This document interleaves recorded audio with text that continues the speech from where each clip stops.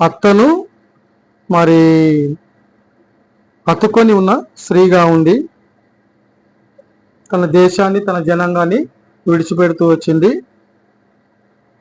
తన అత్త యొక్క దేశము, ఆ జనాంగము, ఆ ప్రజలు ఆ దేవుడిని కోరుకుంటూ వచ్చింది. అయితే రూతు మరి తన అత్త మాట ప్రకారంగా పొలములో ఏరుకోవడానికి పోయినప్పుడు ఆమె బోయాజు పొలములో ఏరుకోవడానికి మరి పరిగా ఏరుకోవడానికి పోతూ వచ్చింది. ఆ సందర్భంలో బోయాజు రూతుతో చెప్పిన మాట ఏంటంటే, నా కుమారి నా మాట వినుము, వేరొక పొలములో ఏరుకొనుటకు పోవద్దు, దీనిని విడిచిపోవద్దు, ఇచ్చట నా పనికత్తల యొద్ద నిలకడగా ఉండుము. కాబట్టి ఆమె బోయాజు చెప్పిన మాట ప్రకారంగా ఆమె ఏం చేస్తూ వచ్చింది? ఆమె చెప్పిన మాట ప్రకారంగా ఆయన మాట వింటూ వచ్చింది. బోయాజు మాట వింటూ వచ్చింది. మనం కూడా ఏం చేయాలా? దేవుని మాట వినేవారంగా ఉండాలా. దేవుడు చెప్పిన మాటని వినాలా. ఎక్కడైతే మిస్టేక్ అవుతుందో దాన్ని సరి చేసుకోవాలా. కాబట్టి రూతు యొక్క గొప్పతనం ఏంటంటే, ఆమె తన అత్త చెప్పిన మాట వింటూ వచ్చింది. రెండవ మాట ఏంటంటే, బోయాజు చెప్పిన మాట వింటూ వచ్చింది. వేరొక్క పొలములో ఏరుకొనుటకు పోవద్దు, ఆ మాట ప్రకారంగా ఆమె ఏం చేసి వచ్చింది? వేరొక పొలములోనికి పోలేదు, వేరొక పొలములోనికి పోలేదు. అంతేకాకుండా ఆయన చెప్పిన మాట ఏంటంటే, దీనిని విడిచిపోవద్దు. హెబ్రోను సహవాసాన్ని ఏంటంటే విడిచిపోవద్దు, వేరే పొలంలోనికి పోవద్దు, వేరే సహవాసంలోనికి పోవద్దు. దేవుడు మనకు ఏర్పాటు చేసినటువంటి ఈ గొప్ప ప్రత్యక్షత గల ఈ యొక్క సహవాసంలో, ఈ యొక్క దేవుని పొలములో మనము నిలిచి ఉండాలా. ఈ పొలములోనే నిలిచి ఉండాలా. ఇంకా అనేక పొలాలు ఉన్నాయి, ఇంకా బయట అనేక పొలాలు ఉన్నాయి, అనేక ధాన్యం ఉంది. కానీ మరి ఇక్కడ బోయాజు చెప్పిన మాట ఏంటంటే, రూతుతోటి, నా కుమారి నా మాట వినుము. దేవుడు మనతోటే ఈ మాట మాట్లాడేది. వేరొక పొలములోనికి పోవద్దు, వేరొక పొలంలోనికి ఏరుకోవడానికి పోవద్దు. అంతేకాకుండా ఎట్లుండాలా?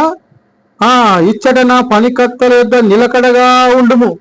మన జీవితంలో కూడా దేవుని మాట వినాలా. వేరొక పొలములోనికి పోవద్దు. ఎక్కడ పడితే అక్కడ మనం వేరే కాడికి పోకూడదు. వేరే దగ్గర పోయి వాక్యాన్ని మనము వినొద్దు. మనకు ఏర్పాటు చేసిందే అక్కడికే వెళ్ళాలా. కాబట్టి వేరొక పొలములోనికి పోకూడదు. తర్వాత నిలకడగా ఉండుము.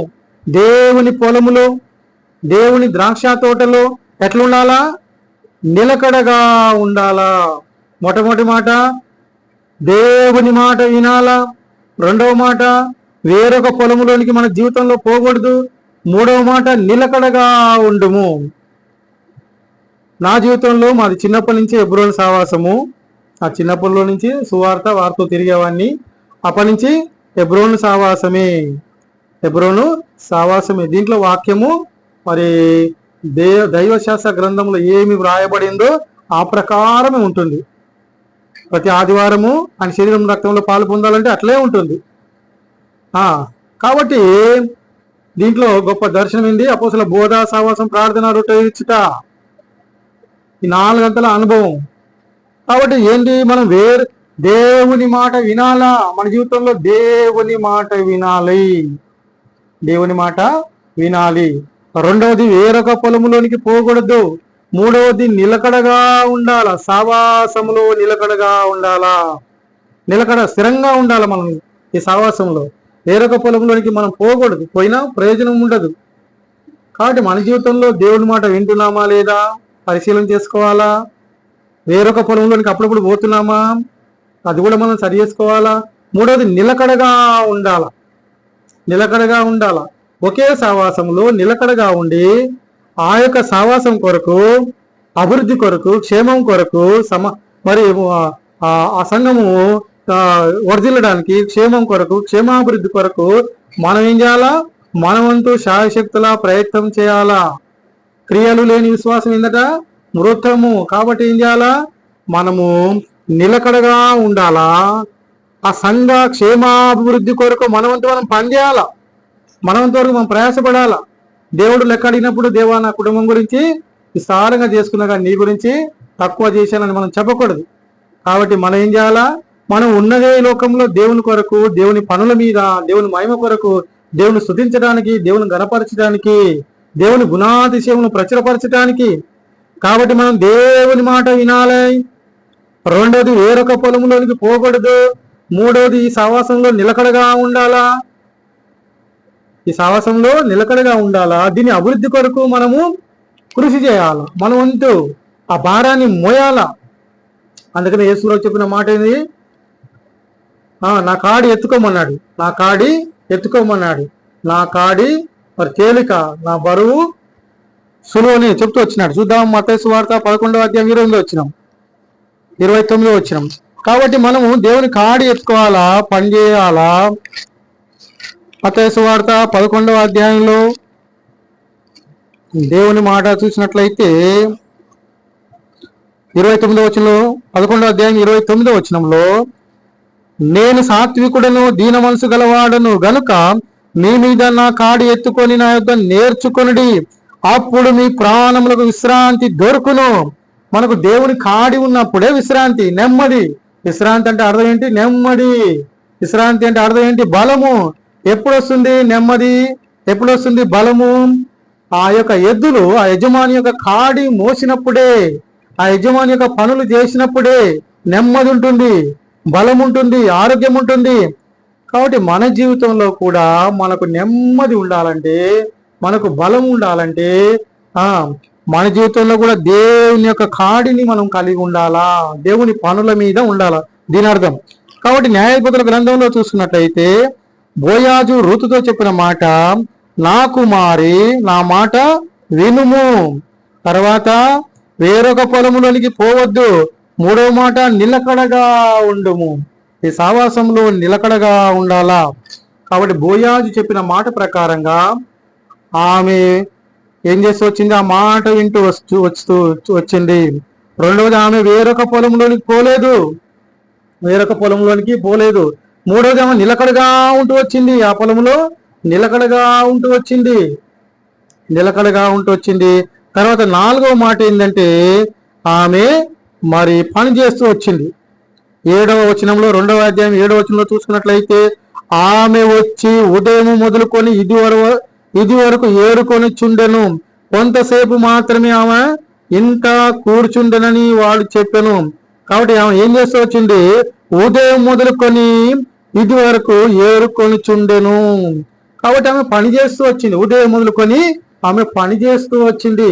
కాబట్టి దేవుని పని ఎంతో ప్రాముఖ్యమైనది. దేవుని పని అది ఎలాంటిదంటే అది శ్రేష్టమైనది. దేవుని పని చూస్తున్నట్లయితే అది మరి దేవుని పని అక్షయమైనది. యోహాను సువార్త 6వ అధ్యాయంలో మీరు అక్షయమైన పని కొరకే కష్టపడవలను, అక్షయమైన పని కొరకే కష్టపడలను. యోహాను సువార్త 6వ అధ్యాయం ఉంటుంది అన్నమాట. తర్వాత మొదటి దిన వృత్తాంతంలో చూసినట్లయితే దావీదు అంటాడు, ఈ పని బహు గొప్పది, ఈ పని బహు గొప్పది, ఈ పని మరి మిక్కిలి గొప్పది. దైవశాస్త్రంలో దేవుని పని గురించి చెప్పిన మాట ఏంటంటే మనం అక్షయమైన పని కొరకే కష్టపడవలను. రెండవది, ఈ పని బహు గొప్పది, ఈ పని మిక్కిలి గొప్పది, పనివాడు జీతానికి పాత్రుడు. కాబట్టి రూతు ఏం చేస్తూ వచ్చింది? పని చేస్తూ వచ్చింది, కష్టపడుతూ వచ్చింది దేవుని పొలములో, బోయాజు యొక్క పొలములో. అనగా దాని అర్థము దేవుని యొక్క పొలములో కష్టపడుతూ వచ్చింది. మనం కూడా దేవుని యొక్క పొలములో కష్టపడాలా, దేవుని యొక్క ద్రాక్ష తోటలో కష్టపడాలా, దేవుని పని చేసే వారంగా ఉండాలా, దేవుని కొరకు శ్రమించే వారంగా ఉండాలా. ఆమె ఉదయం మొదలుకొని ఇది వరకు పని చేస్తూ వచ్చింది. కాబట్టి పనివాడు జీతానికి పాత్రుడు. లూకాసు వార్త 10వ అధ్యాయము, పనివాడు లూకాసు వార్త 10వ అధ్యాయంలో పనివాడు జీతానికి పాత్రుడు. తెస్సలోనిక పత్రికలో పనివాడు భోజనానికి పాత్రుడు. కాబట్టి మనం ఏంటంటే మరి పని చేయాలా. కాబట్టి రూతు ఎట్లా ఆశీర్వాదం పొందిందంటే, ఎట్లా అభివృద్ధి చెందిందంటే ఆమె గొప్పగా ఆశీర్వాదం పొందుతూ వచ్చింది. దాని కారణం ఏంటంటే మొట్టమొదట బోయాజు మాట వింటూ వచ్చింది. రెండవది, వేరొక పొలంలోనికి పోలేదు. మూడవది, నిలకడగా ఉంటూ వచ్చింది, సావాసంలో నిలకడ. నాలుగవది, ఆమె ఉదయం మొదలుకొని కష్టపడుతూ వచ్చింది. తర్వాత జరిగిన సంఘటనలు ఏంటంటే అందరికీ తెలుసు. ఆమె తర్వాత బోయాజుకు భార్య అవుతూ వచ్చింది. దీని యొక్క ఆత్మీయ అర్థం ఏంటంటే మనము దేవుని యేసుప్రభుని చేరుతాం. తర్వాత ఆమె జీవితంలో గొప్పగా ఆశీర్వదించబడుతూ వచ్చింది. ఆమె బోయాజును వివాహం చేసుకుంటూ వచ్చింది. తర్వాత చూసుకున్నట్లయితే బోయాజు ఓబేదును కనెను. ఋతు గ్రంథం 4వ అధ్యాయంలో మరి 21వ వచనంలో చూసుకున్నట్లయితే బోయాజు ఓబేదును కనెను, ఓబేదు యెషయిని కనెను, యెషయి దావీదును కనెను. దావీదు కుమారుడుగా యేసు ప్రభు ఈ లోకానికి వస్తూ వచ్చినాడు. దావీదు వేరు చివురుగా యేసు ప్రభు ఈ లోకానికి వస్తూ వచ్చినాడు.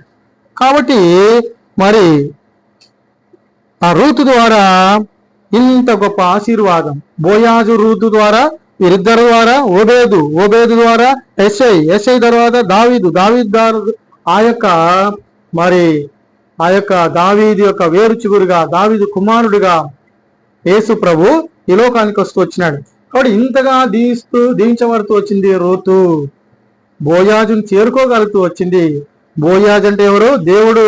కాబట్టి మనం కూడా ఆయన మాట విన్నప్పుడు, మనం కూడా వేరొక పొలంలో పోకుండా ఉన్నప్పుడు, మనం కూడా సవాసంలో నిలకడగా ఉన్నప్పుడు, మనం కూడా పని చేసినప్పుడు ఏమవుతాము? ఆశీర్వదించబడతాము. ఆమె ధనవంతునికి భార్య అవుతూ వచ్చింది. ఆమె ఆశీర్వదించబడుతూ వచ్చింది.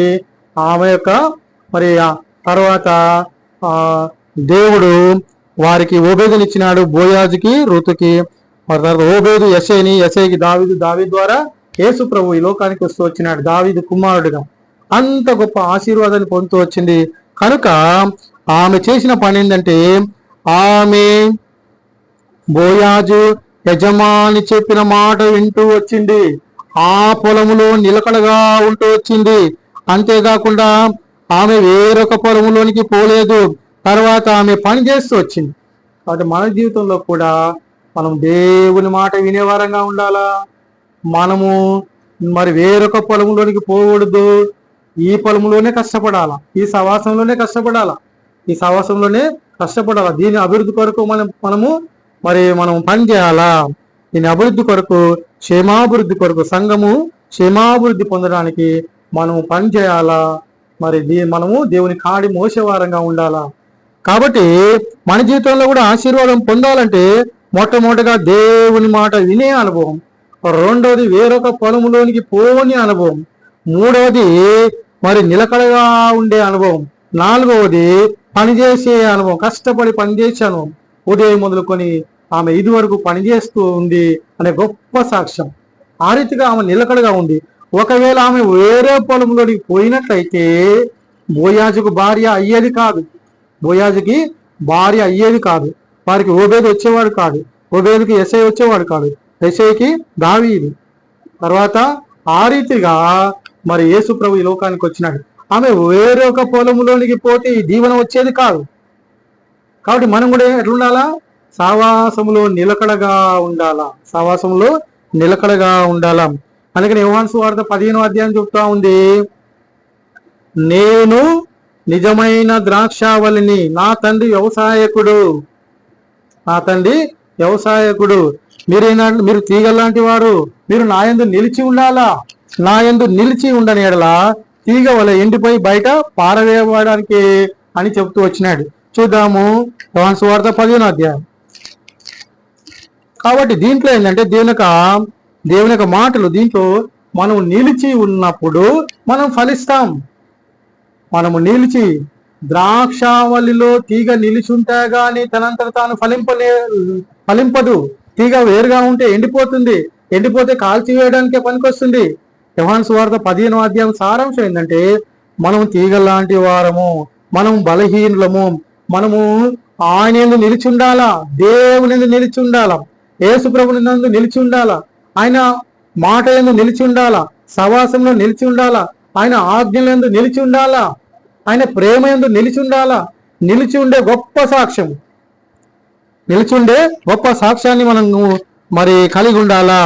కాబట్టి దేవుని యొక్క మాట ఏంటంటే, ఎవడు నా యందు నిలిచి ఉండునో, నేను ఎవని యందు నిలిచి ఉంటానో వాడు బహుగా ఫలించును. 5వ వచనం, ద్రాక్షావళి నేను, తీగలు మీరు.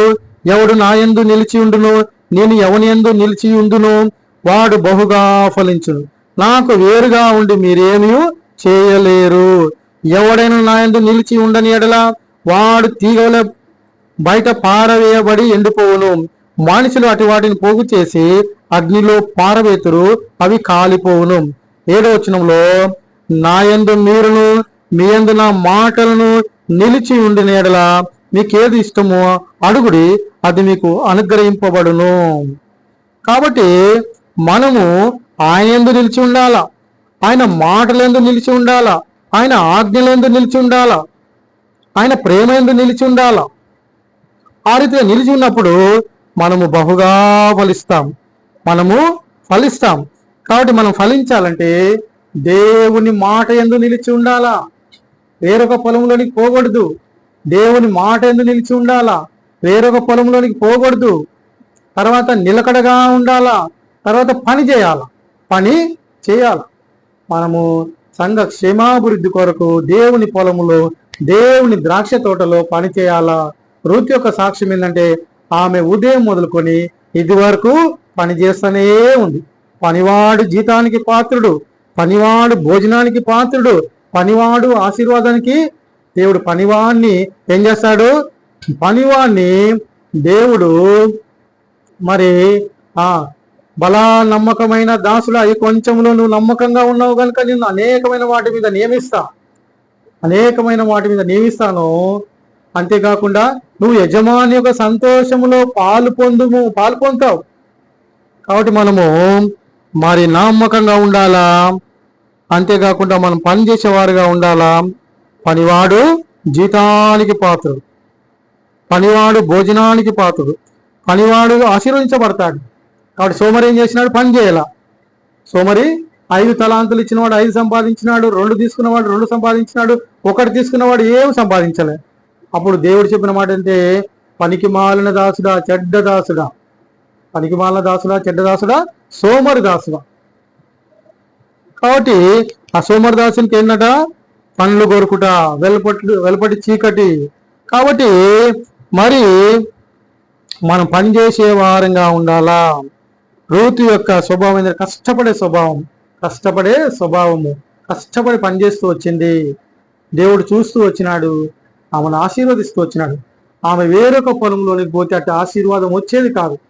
అక్కడ యజమాని చెప్పినాడు, యజమాని కుమారి నా మాట వినుము, నా మాట ఆలకించుము, వేరొక పొలంలోనికి పోవద్దు, పనికత్తల యొద్ద నిలకడగా ఉండుము అని చెప్తూ వచ్చినాడు. ఆ రీతిగా చేస్తూ వచ్చింది, ఆ రీతిగా పని చేస్తూ వచ్చింది.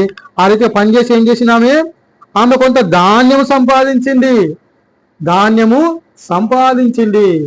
కాబట్టి మనం కూడా ఏదైనా ధాన్యము సంపాదించాలా.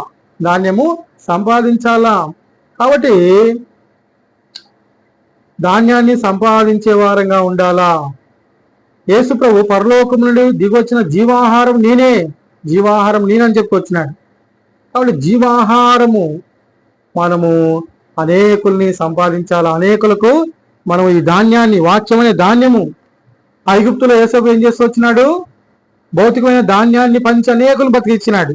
మనం కూడా ఈ యొక్క ఆత్మీయ ధాన్యాన్ని, ఈ మంచి శ్రేష్టమైన గోధుమల్ని, ఈ జీవాహారాన్ని మనం బాగా సంపాదించుకోవాలా. సంపాదించుకొని ఏం చేయాలా? ఇతరులకు పెట్టాలా. ఇతరులని బతికిపోజేయడానికి, ఇతరులు నిత్య జీవం పొందడానికి మన వంతు మనం పని చేయాలి. కాబట్టి ఆమె కష్టపడి ధాన్యం సంపాదించింది. మనం కూడా కష్టపడి ధాన్యాన్ని సంపాదించాలా, ఆత్మల్ని సంపాదించాలా, వాక్యాన్ని సంపాదించాలా.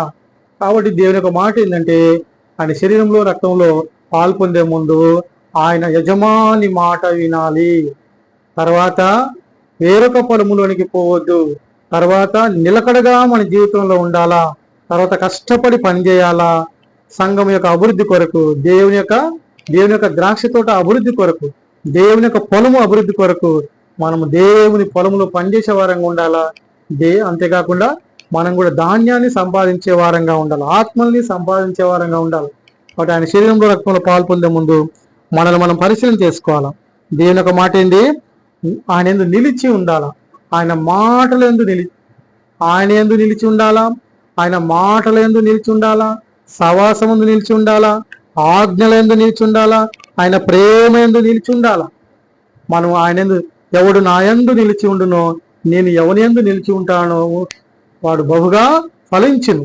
మనం ఆయన యందు నిలిచి ఉన్నప్పుడు, ఈ ప్రకారంగా మన జీవితంలో అనుభవం ఉన్నప్పుడు మనం ఫలిస్తాము, అనేకులకు మన ఫలాలు ఇస్తాము, అనేకుల మనం సంపాదిస్తాము, అనేక ధాన్యం సంపాదిస్తాము, అనేక ఆత్మల్ని సంపాదిస్తాం.